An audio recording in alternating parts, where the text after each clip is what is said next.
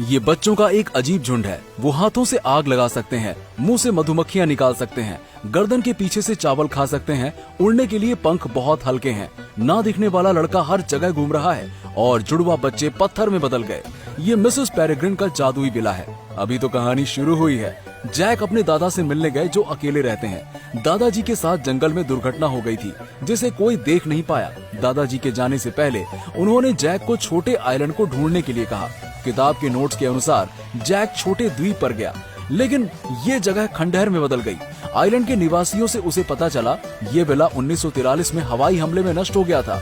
कोई भी जिंदा नहीं बचा। जैक को संदेह हुआ, अगर हवेली में सभी लोग मर गए फिर 2 साल पहले वो किसका पत्र था। जैक अकेले खंडहर जैसी हवेली में चला गया। अचानक एक सफेद शर्ट वाली लड़की दिखाई दी।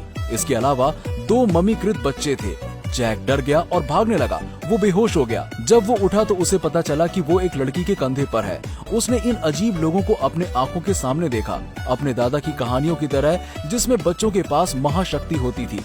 वो जैक को 1943 में ले गए। ये हवाई हमले से पहले का दिन है। विला सामान्य है। मिस पेरेग्रिन इस हवेली की मालकिन है। यहाँ कोई अपने हाथों से पानी उबाल रहा है, कोई पौधों की वृद्धि को रोक सकता है, कोई व्यक्ति मधुमक्खियों को अपने मुंह से निकाल सकता है। जैक ने एम्मा से मुलाकात की, जिस लड़की ने लोहे के जूते पहन रखे थे। ये जादुई हवेली है। इसमें कई बच्चे थे, उनमें से सबकी अपनी अलग शक्तियाँ हैं। जैक ने एम्मा को एक तार में लपेट दिया। लड़की ने लोहे के जूते उतार दिए। पंख हल्के होने के बावजूद भी वो उड़ सकते हैं। गिरती हुई गिलहरी अंदर आई। हवेली की मालकिन मिस पेरेग्रिन उस समय एक पक्षी हुआ करती थी। 1 सेकंड रुको लोहे के बटन दबाने से पहले। उसने समय में पीछे जाने के लिए बटन दबाया। वो इस तरह अनंत घेरे में चले गए। इस दौरान उसके दादा की मृत्यु हो गई। मिस पेरेग्रिन ने जैक को इसका कारण नहीं बताया। एम्मा जब वो समुद्र में गोते लगा रही थी, एक बहुत बड़ा जहाज उसकी आंखों के सामने आया। एम्मा ने उड़ाने के लिए अपनी ताकत का इस्तेमाल किया।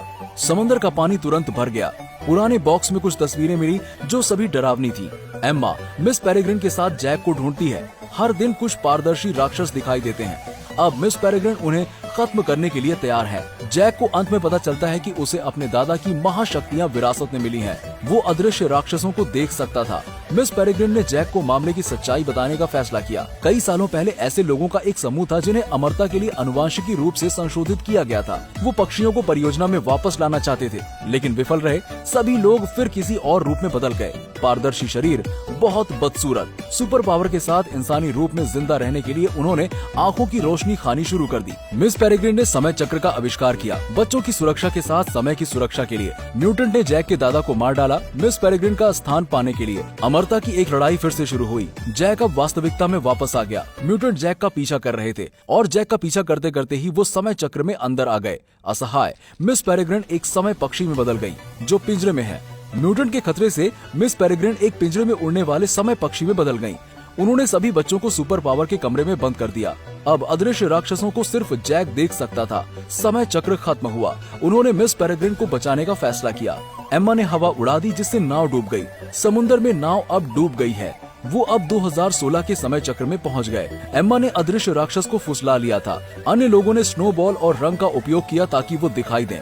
कठपुतलियों ने कंकालों और अदृश्य राक्षसों की एक सेना को भयंकर रूप से लड़ने के लिए बुलाया। जुड़वा बच्चों ने अपने मुखौटे खोले, बस उनकी आंखों को देखकर वो तुरंत डर जाएंगे। उसी समय एम्मा ने हवा उड़ाई और राक्षसों को दूर फेंक दिया। जैक अभी भी अपने आप को खोल नहीं सका। एम्मा थक गई थी। उस महत्वपूर्ण क्षण में जैक ने समय पर सफलतापूर्वक पक्षी को बचाया। राक्षस जल्दी जैक के रूप में बदल गया। इसने टीम के साथियों के लिए असल नकली को भेदना मुश्किल बना दिया। माहौल घबराहट में बदल गया। अंत में नेता अपने साथियों के हाथ से मारा गया। महाशक्तियों वाले लोग अंत में सुरक्षित थे। जैक 2016 में वापस आ गया क्योंकि 1943 में राक्षस नष्ट हो गए थे।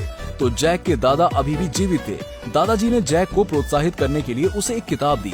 1943 में साहसी प्यार की शुरुआत। जैक ने टाइम स्पेस से सारी दुनिया घूम ली थी। अंत में उसकी उस लड़की से मुलाकात हुई जिसे वो प्यार करता था। अब वो वहाँ अपने जीवन का एक सुंदर दिन दोहरा रहे हैं।